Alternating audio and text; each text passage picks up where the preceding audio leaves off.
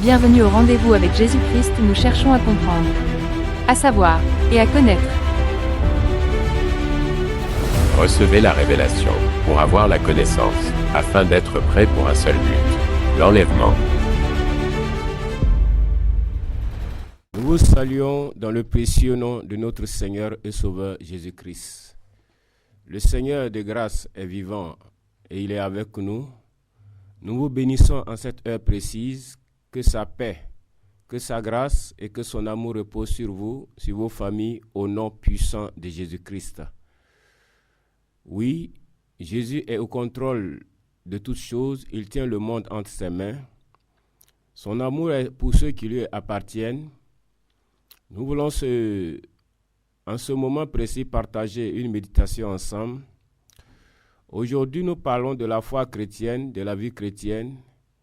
Mais il y a un élément très important dont la Bible nous parle qui aujourd'hui est négligé. Lorsque nous lisons la parole de Jésus-Christ, la Bible nous dit, dans 1 Corinthiens chapitre 10, le verset 24, que personne ne cherche son propre intérêt, mais que chacun cherche celui d'autrui. Alléluia. Oui, c'est la parole de Jésus-Christ. La Bible déclare que la charité, qui est l'amour qui vient du Saint-Esprit, elle ne fait rien de malhonnête, elle ne cherche point son intérêt, elle ne s'irrite point, elle ne soupçonne point le mal. Alléluia. Donc la charité, c'est l'amour que nous manifestons vis-à-vis de notre Dieu, l'amour que nous manifestons en aimant faire le bien, et l'amour que nous manifestons à l'égard de notre frère, comme la Bible dit, d'aimer notre frère comme nous-mêmes. Donc la charité est l'ensemble de tous ces éléments. Aimer Dieu, aimer faire le bien et aimer son prochain comme soi-même. Donc quand nous pratiquons la charité, la Bible dit, elle ne cherche point son intérêt. Alléluia. Qu'est-ce que cela veut dire exactement? Ne pas chercher son intérêt, c'est chercher à glorifier le nom du Seigneur dans tout ce que nous faisons. Gloire à Jésus. Il faut que Jésus soit glorifié dans nos actes, dans nos œuvres, dans nos comportements à l'égard des uns et des autres. Regardez aujourd'hui même dans le corps de Christ. Pourquoi des chrétiens divorcent? C'est parce que chacun cherche son intérêt. Si je cherche l'intérêt de mon frère, l'intérêt de ma soeur, l'intérêt de ma femme, ou ma femme cherche mon intérêt, alors vous allez voir que nous allons poser des pas, nous allons avoir des comportements qui vont permettre qu'il y ait la paix, la tranquillité. Mais quand nous pensons à nous-mêmes, nous voulons satisfaire nos propres besoins sans tenir compte de l'autre, alors il y a des chocs, il y a des blessures, il y a des attaques directes et indirectes. Alléluia, gloire au Seigneur. Comment doit-on chercher l'intérêt de mon frère? La Bible dit dans Philippiens chapitre 2, le verset 20 à 21. Car je n'ai personne ici qui partage mes sentiments pour prendre sincèrement à cœur votre situation. Tous, en effet, cherchent leur propre intérêt et non ceux de Jésus-Christ. Alléluia. Donc, chercher l'intérêt de mon frère, c'est faire tout pour que Dieu soit glorifié. C'est chercher l'intérêt de Jésus. Quel est l'intérêt de Jésus? L'intérêt de Jésus, c'est que tout ce que je fais, je dois le faire afin que le Seigneur soit glorifié. Et tout ce que je fais, je dois le faire comme en tenant compte non pas de l'être humain, mais de Dieu. C'est pourquoi la Bible dit que si nous cherchons à faire l'intérêt de Dieu, on doit faire le bien en toutes choses. Car il est écrit que celui qui sait faire le bien, qui ne le fait pas, commet un péché. Alléluia. Malheureusement, aujourd'hui, nous voyons dans les familles des personnes qui ne pensent qu'à elles seules. C'est leur intérêt sans tenir compte des conséquences sur la vie de l'autre. Madame veut qu'elle soit chérie, elle soit écoutée, elle soit entendue, qu'on s'occupe de ses parents, qu'on s'occupe de sa famille, sans tenir compte de la famille de l'homme. Elle veut recevoir tous les gens de la famille dans le foyer, mais quand quelqu'un de la famille de l'homme vient dans la maison, elle est fâchée, elle est meurtrie, elle n'est pas contente, elle murmure, elle boude. Si tu es une femme et que tu es chrétienne, tu n'es pas convertie. La vie du foyer est une vie commune de partage d'ensemble. Ce que tu voudrais qu'on fasse pour toi, la Bible dit quoi? Il faut qu'on en fasse aussi de même pour les autres. Aujourd'hui, c'est malheureux de trouver qu'il n'y a pas la recherche de l'intérêt de l'autre dans la vie des chrétiens. C'est pourquoi nous nous calomnions, nous nous critiquons, nous nous rejetons des mauvais sorts, nous nous maudissons. Alléluia, gloire au Seigneur. Donc que chacun cherche l'intérêt de l'autre. Philippiens 2, le verset 4 nous dit que chacun de vous, au lieu de considérer ses propres intérêts, considère aussi ceux des autres. Lorsque tu veux qu'on fasse du bien pour toi, est-ce que tu cherches à faire du bien pour les autres? Si tu ne fais pas cela, alors tu n'es pas en train de chercher l'intérêt de l'autre. Chercher l'intérêt de l'autre, c'est penser aussi à l'autre. Ce que je vais faire, quelle sera la conséquence directe ou indirecte sur sa vie? Quel sera l'avantage ou le danger sur la vie de la personne? La Bible dit, en cherchant l'intérêt de l'autre, si je vois qu'en mangeant un aliment, par exemple, cela peut être un objet de scandale pour mon frère, cela peut perturber la communion de mon frère avec Dieu, cela peut le mettre en danger vis-à-vis de sa foi chrétienne, à cause de mon frère, je ne mangerai pas cet aliment-là. Alléluia. Donc chercher l'intérêt de son frère, c'est en agissant tenir compte de l'autre, pour ne pas que ce que je vais faire soit un danger, soit une situation compliquée pour l'autre. Car la charité ne cherche point son intérêt. Aujourd'hui, beaucoup disent qu'ils procurent la charité en Jésus-Christ, mais dans les actes, dans le comportement, c'est le contraire. Alléluia. Cela est très, très, très important. Paul dit clairement, pour un aliment que je vais manger, si cela doit être un objet de scandale pour mon frère, à cause de mon frère, je me retiens, je ne mangerai point cet aliment-là. Qu'est-ce que toi tu fais qui est un danger pour l'autre? Est-ce que tu tiens compte de l'autre pour agir? Si tu ne tiens pas compte de l'autre pour agir, alors tu ne cherches pas l'intérêt de ton frère. Le Seigneur Jésus-Christ n'a pas cherché son intérêt. En voulant nous sauver, il n'a pas regardé à ce qu'il est, mais il a regardé à ce que nous sommes, des pécheurs perdus, condamnés pour la mort éternelle. Et il a accepté de se sacrifier pour nous. Donc le Seigneur, la Bible dit quand il est venu sur la terre des hommes, il est venu afin d'apporter la paix, la vie, la tranquillité, la consolation aux humains, sans tenir compte de ce qu'il était depuis le ciel. La Bible déclare qu'il a perdu sa gloire pour descendre vers nous afin de nous sauver. Et ayant accepté de se sacrifier à cause des intérêts des humains perdus, alors Dieu lui a permis de retrouver sa place. Alléluia. Gloire au Seigneur. La Bible dit que celui qui cherche l'intérêt de Dieu sera récompensé par Dieu. Gloire au Seigneur. Lorsque nous lisons le passage toujours des Philippiens, il dit, le verset 22, « Vous savez qu'il a été mis à l'épreuve en se consacrant au service de l'Évangile avec moi comme un enfant avec son Père. » Alléluia. Donc l'apôtre Paul parlait ici, oui, en expliquant clairement ce que chacun doit pouvoir chercher à obtenir pour la gloire du Seigneur. Gloire à Jésus. Cela est très, très, très important. Si nous marchons avec le Seigneur Jésus-Christ, la Bible nous dit clairement, nous devons chercher l'intérêt de l'autre. Alléluia. Gloire au Seigneur. Le verset 25 de 1 Corinthiens chapitre 10 nous dit, « Mangez de tout ce qui se vend au marché sans vous acquérir de rien par motif de conscience. Car la terre est au Seigneur et tout ce qu'elle renferme. Si un non-croyant vous invite et que vous voulez aller, mangez de tout ce qu'on vous présente sans vous acquérir de rien par motif de conscience. Mais si quelqu'un vous dit, ceci a été offert en sacrifice, n'en mangez pas à cause de celui qui a donné l'avertissement et à cause de la conscience. » Donc, vous voyez ici, non pas à cause de toi, mais à cause de celui qui t'a donné l'avertissement, la Bible dit de ne pas manger. Alléluia, gloire au Seigneur, gloire à Jésus. Ce sont des choses qui sont très importantes dans la marche chrétienne.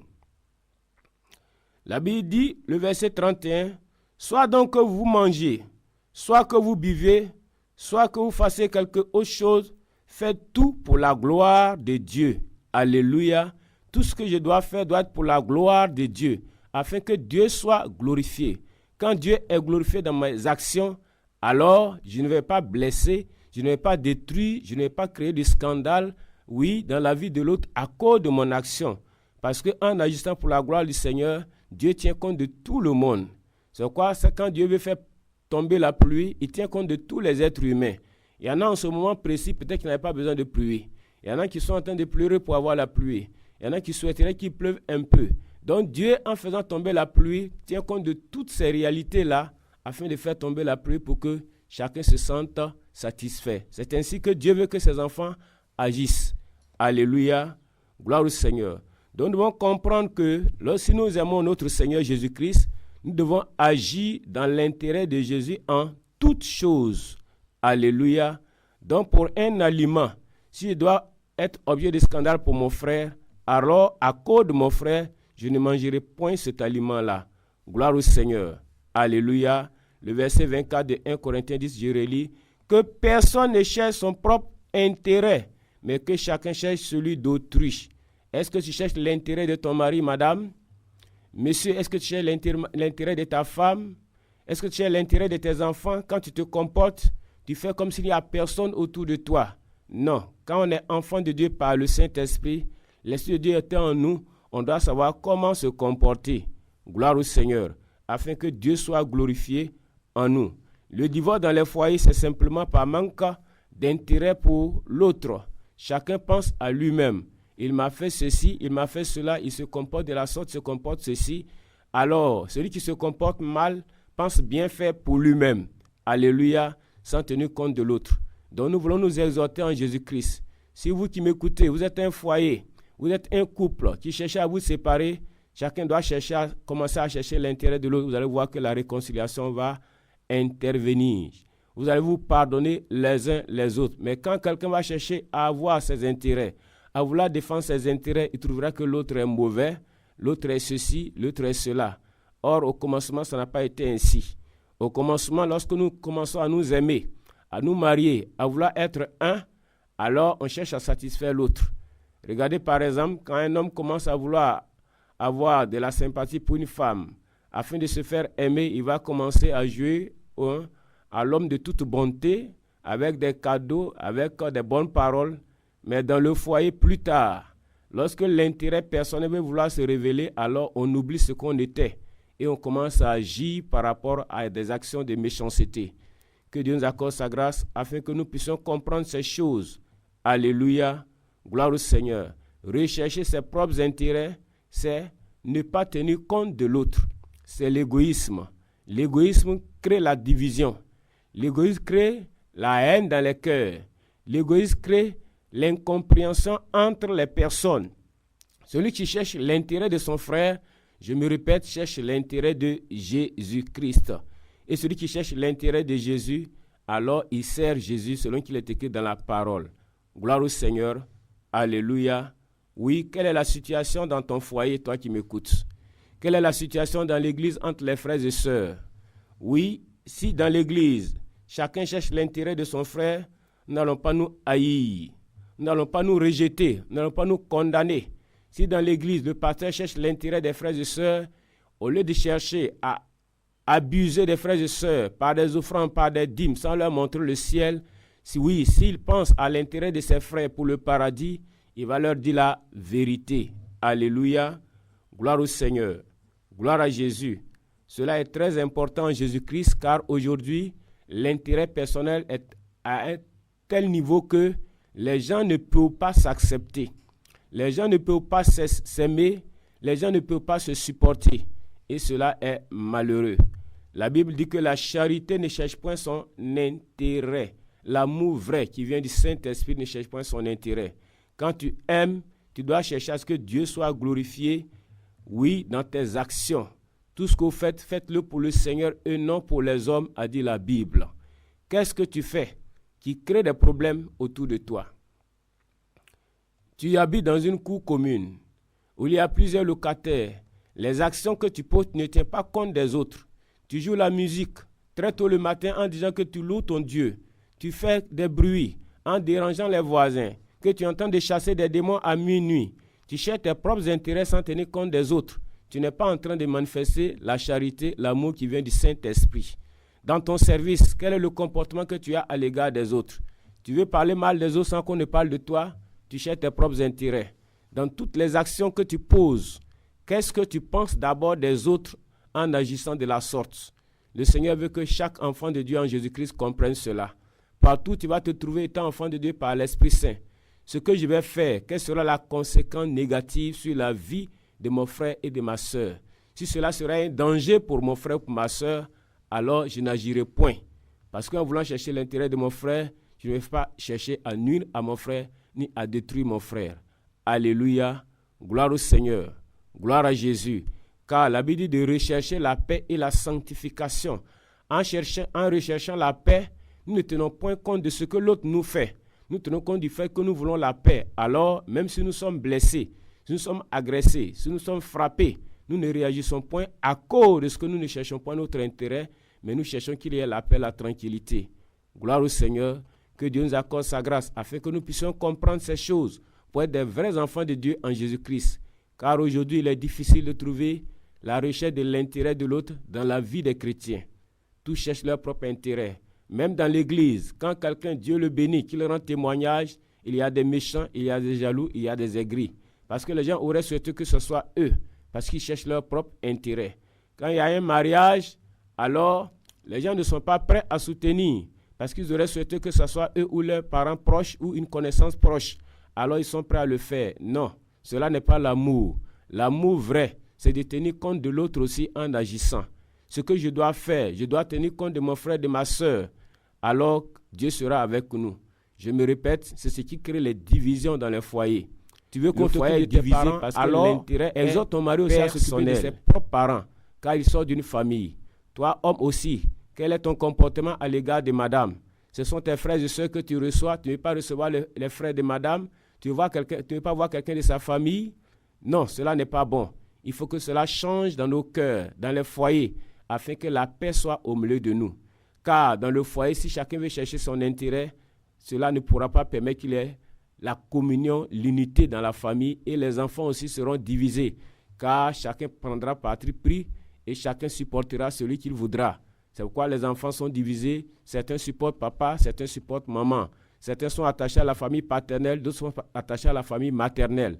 Et cela crée une guerre froide dans la famille. Que les familles soient délivrées au nom puissant de Jésus-Christ. Vous qui m'écoutez, qui vous êtes divorcés, c'est à cause de vos intérêts personnels. Si ce n'était pas à cause des intérêts personnels, vous aurez réconcilié et réglé la situation qui se passe au milieu de vous. Alors, toi qui m'écoutes, qui te dis chrétien, qui t'es divorcé, répands-toi. Car le Seigneur a dit ce qu'il a uni, personne ne peut désunir cela. Si un pasteur t'a encouragé à te séparer après avoir fait un mariage selon la volonté de Dieu, c'est un pasteur qui ne t'aime pas. Alléluia, gloire au Seigneur. Car dans le foyer, nous devons créer les conditions de l'intérêt de l'un et de l'autre, afin que nous puissions vivre dans l'harmonie et dans la paix, dans la tranquillité. Que Dieu nous accorde sa grâce, afin que chaque jour nous puissions marcher dans sa vérité pour comprendre les choses de l'esprit. Oui, chercher l'intérêt de l'autre, c'est travailler pour la gloire du Seigneur, c'est faire la volonté de Dieu, c'est faire toutes choses au nom du Seigneur Jésus, sans tenir compte de ce que nous perdons. Chercher l'intérêt de l'autre, ne cherchons pas à savoir qu'est-ce que nous perdons, cherchons à savoir qu'est-ce que Dieu va apprécier dans ce que je suis en train de faire. Est-ce que le nom de mon Dieu sera glorifié? Si le nom de mon Dieu sera glorifié, alors mon frère profitera de ce que je vais faire. Toute personne pourra profiter et moi aussi je pourrai en profiter. Car quand Dieu nous utilise pour sa gloire, c'est en retour pour que nous soyons aussi bénis. Alléluia. Lorsque David avait été utilisé par le Seigneur pour tuer Goliath, Saül a regardé à ses intérêts et il a commencé à manifester la jalousie contre David. Il a cherché à le tuer parce que depuis 40 jours, ils étaient face à Goliath, ils ne pouvaient pas le terrasser. Mais quand Dieu a suscité David pour faire tomber Goliath, la Bible déclare qu'au retour de cette guerre, les femmes chantaient que Saül a tué 1000 et David a tué 10 000. Il dit voilà ce qu'ils sont en train de dire de lui. Il ne lui reste que la royauté. Alors il va commencer à poursuivre le jeune garçon partout parce qu'il a cherché ses intérêts. S'il n'avait pas cherché ses propres intérêts, il aurait glorifié le nom du Seigneur pour ce jeune garçon qui l'a délivré. Aujourd'hui, c'est ce qui se passe. À cause des intérêts de certains pasteurs égoïstes, ils condamnent les jeunes pasteurs, ils les méprisent, ils les humilient. À cause de ce qu'ils ne sont pas capables de se laisser être utilisés par le Seigneur, ils veulent étouffer les jeunes serviteurs que Dieu utilise puissamment. C'est une forme de méchanceté. Et c'est ce que nous voyons aujourd'hui dans nos églises. Que Dieu libère son église. afin que l'Église sorte des intérêts individuels et personnels pour que l'intérêt de l'autre soit le sujet et l'objet de chaque personne dans l'Église. Car le Seigneur veut que la charité soit pratiquée au sein de l'Église. Oui, si nous cherchons l'intérêt de l'autre, alors Dieu aussi sera avec nous et nous bénira, selon qu'il est écrit dans sa parole. Car la Bible dit, celui qui donne, sa main est au-dessus de celui qui reçoit. Donc quand nous cherchons l'intérêt de l'autre, c'est une bénédiction, c'est une élévation. Dieu nous comble de sa grâce, car nous nous soucions, nous nous peinons, nous souffrons à cause de l'autre. Dieu ne t'abandonnera jamais. Alléluia. Que Dieu nous accorde sa grâce et que son amour soit abondant dans nos cœurs, afin que nous soyons délivrés de l'égoïsme, de l'égocentrisme. L'égocentrisme, c'est tout rapporter sur toi. Tout ce qu'on dit, c'est toi. Tout ce qu'on fait, c'est toi. En bien, c'est toi. En mal, c'est toi. C'est que tu es égocentrique, tout est centré sur toi. Sois délivré de cette malédiction au nom puissant de Jésus. Que Dieu nous bénisse et que sa grâce soit sur nous, afin que cette parole nous libère encore une fois de plus, pour que nous puissions pratiquer l'amour sincère, la charité qui vient de l'Esprit Saint. Que Dieu nous bénisse et que sa paix soit sur nous. Au nom puissant de Jésus. Amen. Pour nous contacter sur WhatsApp, composez le 228 90 51 56 47. Que Dieu vous bénisse.